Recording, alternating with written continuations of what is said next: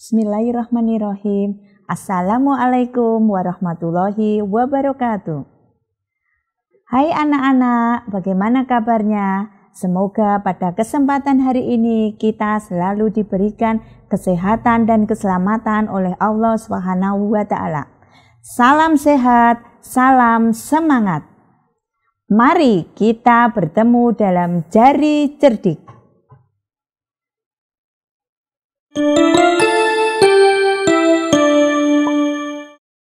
Pada kesempatan ini kita belajar tentang tema 6, energi dan perubahannya. Kita akan belajar subtema 1, sumber energi, pembelajaran 4, 5, dan 6. Pada pembelajaran 4, kita akan belajar tentang senam. Pada yang lalu kita sudah belajar tentang gerak kombinasi, berjalan, menekuk, dan mengayun.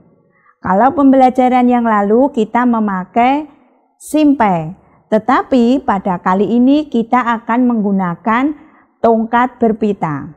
Ayo, coba anak-anak lakukan gerakan kombinasi, gerak berjalan, menekuk, mengayun dengan memakai tongkat berpita. Lakukan gerakan ini dengan memakai irama musik, agar anak-anak lebih senang dan akan menjadi lebih sehat. Selanjutnya, sumber energi. Sumber energi selain yang sudah kita pelajari yaitu matahari, ternyata air dan angin juga merupakan sumber energi. Air juga bisa sebagai energi listrik. Cara pemanfaatannya yaitu air ditampung dalam sebuah bendungan atau sebuah waduk. Kemudian air di bendungan dialirkan aliran air, mempunyai kekuatan yang banyak sehingga menimbulkan energi kinetik. Energi kinetik air akan berubah menjadi energi listrik, yang mana dimanfaatkan untuk memutar turbin pada pembangkit listrik tenaga air. Selain pembangkit tenaga listrik dari air atau PLTA, ada juga pembangkit listrik tenaga angin. Biasanya disebut pembangkit listrik tenaga bayu atau PLTA. Berikut ini adalah PLTA, pembangkit listrik tenaga air yang ada di Indonesia, yaitu PLTA Jatiluhur yang ada di Purwakarta, Jawa Barat, PLTA Maninjau di Agam, Sumatera Barat, ada PLTA Karangkates di Malang, Jawa Timur, PLTA Sigura-gura di Sumatera Utara, kemudian ada juga PLTA Musi yang ada di Bengkulu, kemudian ada PLTA Gajah Mungkur yang dekat dengan kota Madiun yaitu di Wonogiri, Jawa Timur. Nah anak-anak, sekarang kita dalam menghadapi sumber energi kita harus bijaksana karena energi harus kita pelihara karena sumber energi itu sangat langka. Kita harus pandai menikmati sumber energi. Menghemat sumber energi adalah kewajiban kita semua sebagai warga negara Indonesia, sebagai warga sekolah, dan sebagai warga lingkungan di rumah kita. Ada beberapa cara yang dapat kita lakukan untuk menghemat energi. Antara lain, apabila kita menyalakan keran setelah digunakan harus dimatikan. Sebelum tidur kita juga harus mematikan lampu. Kemudian apabila kita tidak menonton TV jangan sampai dinyalakan. Jangan lupa harus dimatikan. Kemudian peralatan listrik yang tidak digunakan seperti kipas angin, AC, komputer itu juga harus dimatikan karena menghemat energi adalah kewajiban kita semuanya. Pada PBL 5, pembelajaran 5, kita belajar tentang menghemat BBM. Apa itu anak-anak BBM? Bahan bakar minyak. Bahan bakar minyak di bumi semakin lama semakin menipis karena penduduknya semakin banyak dan yang menggunakan juga semakin banyak. Oleh itu, kewajiban kita menghemat BBM adalah sangat penting. Di sini ada beberapa cara untuk menghemat penggunaan BBM. Yang pertama, kita kalau bepergian menggunakan kendaraan umum. Jangan memakai mobil pribadi. Karena kalau memakai mobil pribadi yang berisikan 1 atau 2 orang, itu adalah pemborosan BBM. Kemudian yang kedua, kita bisa mengurangi penggunaan kendaraan berpribadi seperti motor dan mobil. Yang ketiga, kita mengurangi penggunaan pendingin atau AC. Jadi kalau udara tidak sangat panas, kita lebih baik tidak menggunakan AC. Yang keempat, kita menggunakan sepeda saat bepergian jarak dekat. Selain menghemat BBM, kita kalau menggunakan sepeda juga akan menjadi lebih sehat. Yang kemudian, yang kelima, mengurangi bepergian jam sibuk. Kok bisa ya mengurangi bepergian saat jam sibuk? Ini karena untuk menghindari kemacetan. Karena kalau mobil macet, kendaraan macet di jalan raya, otomatis BBM-nya tetap berjalan sehingga tidak bisa menghemat BBM.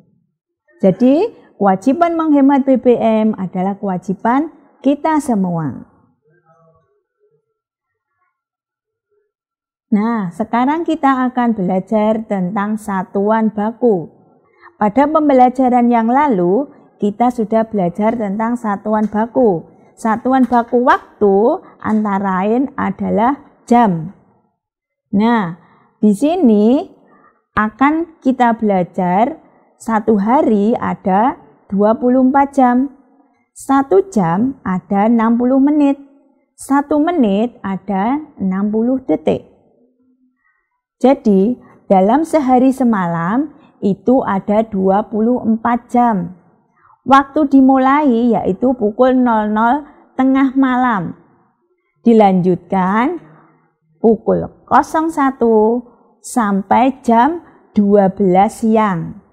Kemudian setelah jam 12 siang, penulisan waktu dilanjutkan menjadi 13 karena 12 ditambah 1 hingga sampai pukul 24. Nah, mari kita berlatih soal. Pukul 1 siang, bagaimana cara penulisannya? Ya, betul.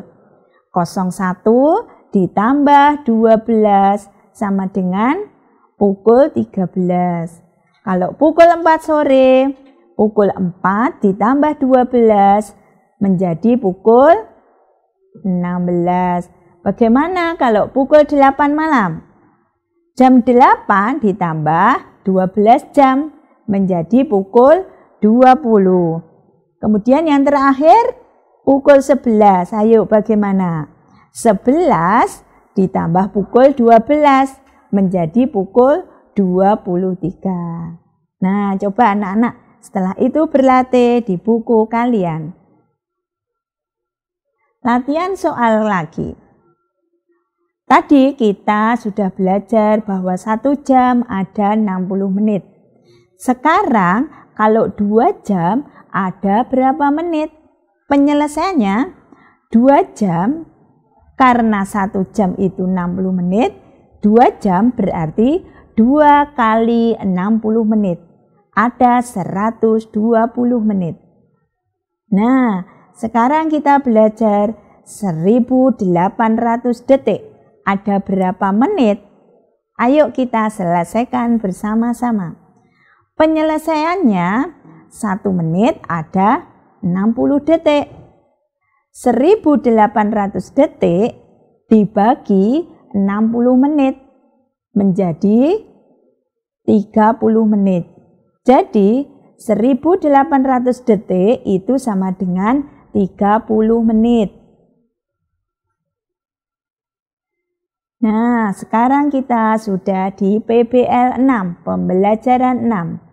Hak dan kewajiban terhadap sumber energi.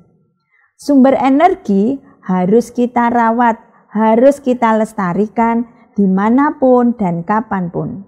Sumber energi juga mempunyai hak dan kewajiban.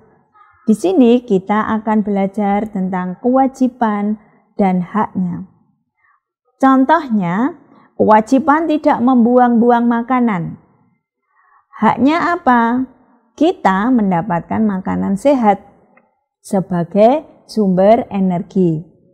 Kemudian, menghabiskan air minum yang kita ambil. Kewajibannya, kalau haknya, kita mendapatkan minum yang bersih. Kewajiban yang ketiga yaitu mematikan keran setelah digunakan. Haknya, kita mendapatkan air bersih. Kemudian yang keempat, mematikan lampu di siang hari. Hak kita yaitu mendapatkan aliran listrik dan lampu saat kita belajar. Kemudian kewajiban yang kelima, tidak menghambur-hamburkan air saat mandi. Haknya yaitu kita mendapatkan air bersih saat mandi. Nah, anak-anak sudah tahu hak dan kewajiban. Oleh sebab itu, sumber energi harus kita jaga selalu. Selanjutnya, kita akan belajar tentang menentukan lama waktu suatu kegiatan. Ada rumus begini. 1 tahun terdiri dari 12 bulan. 1 bulan ada 30 hari. Kemudian 1 tahun ada 365 atau 366 hari. Kemudian 1 bulan ada 4 minggu. 1 tahun ada 52 minggu. 1 minggu ada 7 hari. Kemudian 1 hari ada 24 jam. 1 jam ada 60 menit. Ayo kita berlatih. 2 tahun ada berapa bulan? Penyelesaiannya, karena 1 tahun itu 12 bulan, makanya 2 tahun 2 kali 12 bulan, yaitu 24 bulan.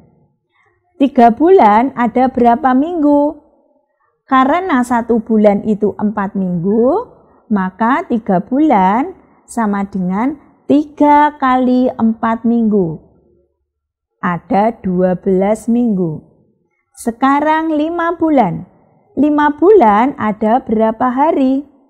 Penyelesaiannya, karena 1 bulan itu ada 30 hari, maka 5 bulan kali 30 hari ada 150 hari.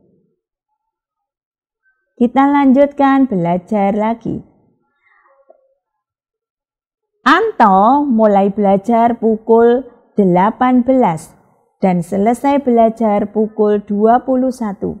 Berapa lama Anto belajar? Bagaimana anak-anak cara penyelesaiannya? Coba lihat rumus ini. Jadi, lama kegiatan itu sama dengan waktu selesainya kemudian dikurangi waktu mulai kegiatan. Karena Anto belajar selesai pukul 21, maka pukul 21 dikurangi Anto mulai belajar, yaitu pukul 18. Pukul 21 dikurangi pukul 18 ada 3 jam. Kita berlatih lagi. Ibu setrika pukul 7.30 dan selesai pukul 11.30. Berapa lama ibu lama setrika? Ayo kita hitung. Pukul 11.30 kita kurangi 07.30. Ada 4 jam. Jadi lama ibu setrika yaitu 4 jam. Demikian anak-anak kita belajar tema 6 sumber energi sub 1 pembelajaran 456. Semoga bermanfaat. Semoga anak-anak belajar di rumah dengan senang hati dan senantiasa semangat untuk belajar. Ibu akhiri, wassalamualaikum warahmatullahi wabarakatuh.